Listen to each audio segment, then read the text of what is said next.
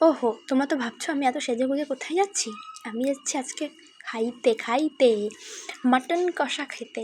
তো দেখো আমি আর আমার বড় রেডি হয়ে গেছি, যাব একটা অ্যানিভার্সারি পার্টিতে। তো এখানে এসে দেখি চিকেন পকোড়া দিচ্ছে, তো দাঁড়িয়ে পড়লাম চিকেন পকোড়া খেতে।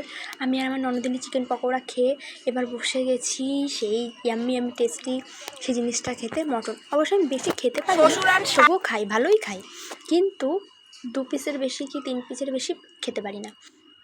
দেখো এপাশে আমার শাশুড়ি মা, পাশে আমার শ্বশুরমশাই, আমার ননদিনী, সবাই বসে পড়েছি একটা টেবিল পুরো দখল করে। আজকে ইয়াম্মি জমিয়ে খাওয়া দাওয়া হবে। শুধু একটা টেবিল না, পেছনের টেবিলটাও কিন্তু আমরা বুকিং করে নিয়েছি। এই যে আমার মামা শ্বশুর, তারপরে আমার ননদিনী, এটা আমার মামি, সবাই মিলে বসে গেছি ডিনার করতে। তো ফার্স্টেই দিয়ে দিয়েছে জলের বোতল, আমি আবার তারপরে দিয়ে দিয়েছে টিস্যু, তারপরে স্যালাড, তারপরে দিয়েছে চিকেন বিরিয়ানি, না সরি মটন বিরিয়ানি, আর তার সাথে ছিল চিকেন চাপ। তো আমি খাচ্ছি, যা হয়েছে না চিকেনটা আর মটনটা পুরো একদম গলে গেছে। খাওয়া দাওয়া হয়েছে, গরম চাটনি পাঁপড় মিষ্টি ও সাথে আবার আইসক্রিমও দিয়ে দিয়েছে। ননদিনী বলছে খাবে খাবে খাবে।